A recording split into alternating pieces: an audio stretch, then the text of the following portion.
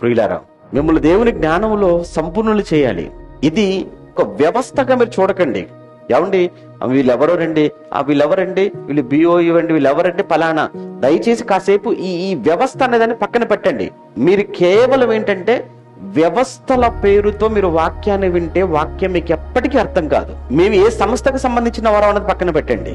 1, 2 మా వెనక ఎవరున్నారు అన్నది కూడా మీకు వద్దు.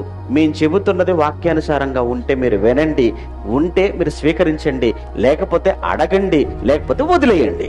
మీరు ఏం వింటున్నారన్నది చాలా ఇంపార్టెంట్. మీరు ఏం వింటున్నారన్నది ముఖ్యం తప్ప మీకు చెబుతున్న వాళ్ళు ఎవరు అనేది మనకొద్దు. మన బ్యాక్గ్రౌండ్ తో మనకు పని ఏంటి?